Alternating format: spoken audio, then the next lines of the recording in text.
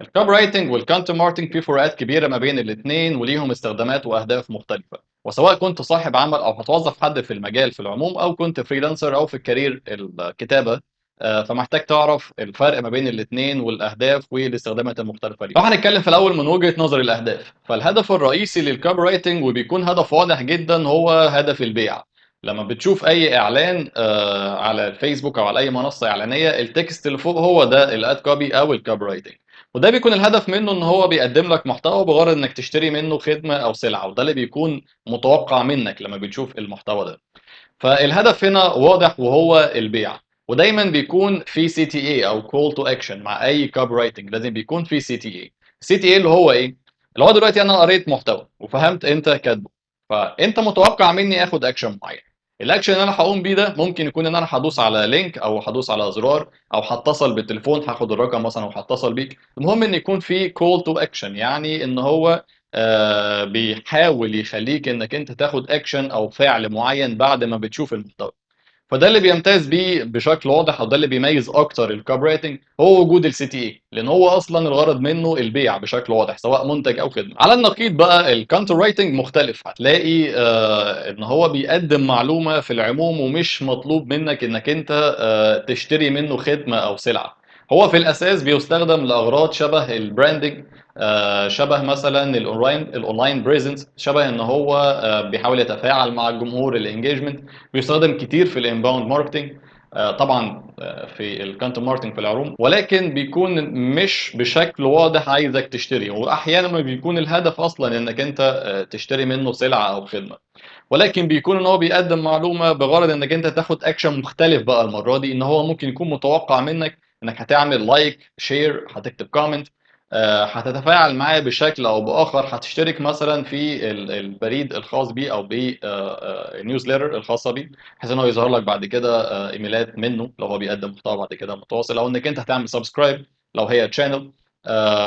يعني المهم ان الاكشن اللي انت هتاخده هو اكشن تفاعلي، انك انت هتتفاعل مع البراند نفسها. ولكن الكونتنت رايتنج مش بيكون الهدف بتاعه انك انت تشتري سلعه او خدمه بعد ما بتشوف المحتوى. اشكال الكونتنت رايتنج والكوبي رايتنج ليهم اشكال مختلفه، واحيانا بيستخدموا نفس الاشكال. يعني انت ممكن تشوف الكوبي رايتنج في محتوى اعلان، المحتوى المكتوب اللي هو بيبقى التكست اللي فوق الاعلان.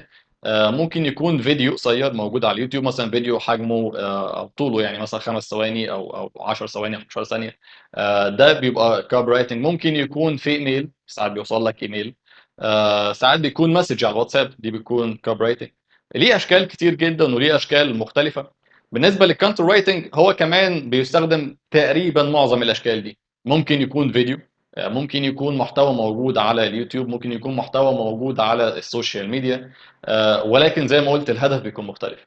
فالاشكال ليهم اشكال مختلفه، واحيانا بيشتركوا في نفس الشكل. زي ما شفنا ان الكوبي رايتنج بيستخدم الفيديو، والكونتنت رايتنج هو كمان بيستخدم الفيديو. الكوبي رايتنج بيستخدم السوشيال ميديا، والكونتنت رايتنج هو كمان بيستخدم السوشيال ميديا، وهكذا. فالاشكال او الفورمات بتاعتهم هما الاثنين ليهم فورماتس مختلفه، واحيانا بيشتركوا في نفس الفورمات. ولكن من ناحيه الطول، فالكوبي رايتنج دايما بيكون مميز ان هو اقصر بكتير جدا من الكونتنت رايتنج.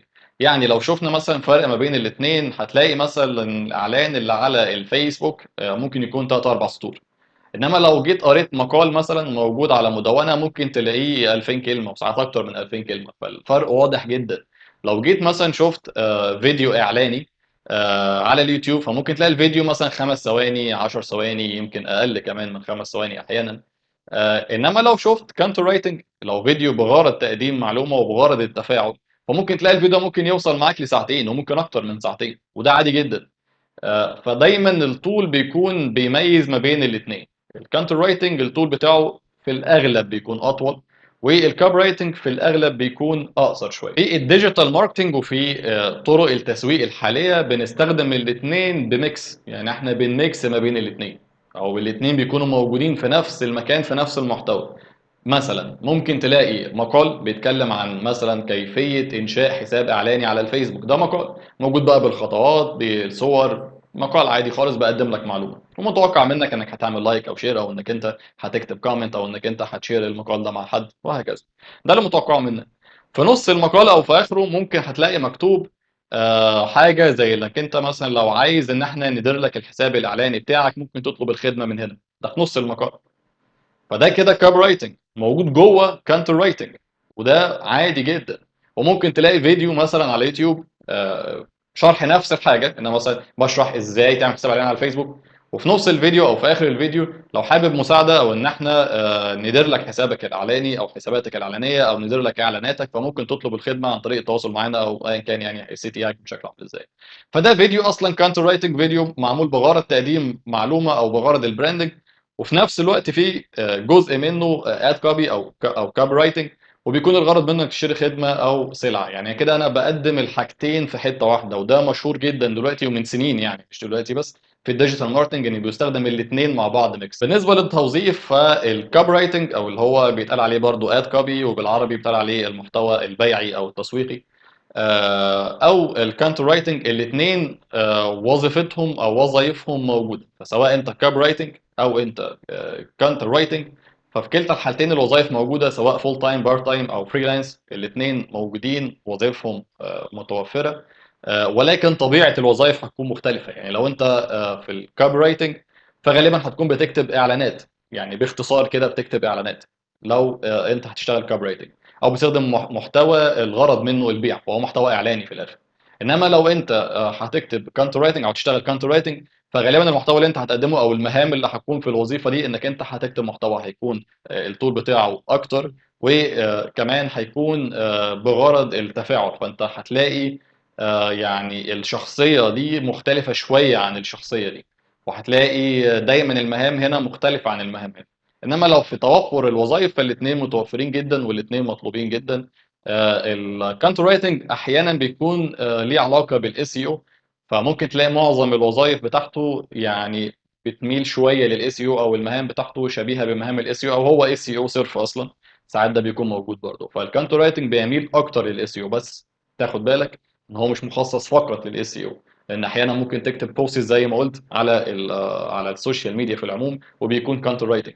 عشان بس الناس مفكره ان الكانتر رايتنج ده اس اي او فقط، لا، هو بيميل اكتر للاس اي او، ولكن بيستخدم عادي في السوشيال ميديا وفي حاجات تانية كتير جدا. لو عندك اي سؤال في مجال الكوبي رايتنج او في الكونتنت رايتنج، سيب لنا كومنت بسؤالك، وهيتعمل فيديو مخصوص للرد على السؤال. او لو عندك اي تساؤل في العموم وحابب تسيب كومنت، ممكن نرد عليك برضو في الكومنت على التساؤل بتاعك، سواء انت كاتب اعلان وعايز تاخد راينا فيه او حاجه زي كده، فممكن تسيب الكومنت ونرد عليك. لو عايز يوصل لك اخر الفيديوهات في سلسله الكتابه، لان دي سلسله طويله موجود فيها اجزاء كوبي رايتنج، وموجود فيها اجزاء برضو كانتر رايتنج، وليها اجزاء خاصه بالاس اي او رايتنج. فلو عايز يوصل لك اخر الفيديوهات، ما تنساش تعمل سبسكرايب وتفعل جرس الاشعارات عشان يوصل لك الفيديو اول ما بينزل، وما تنساش تعمل لايك لو الفيديو عجبك.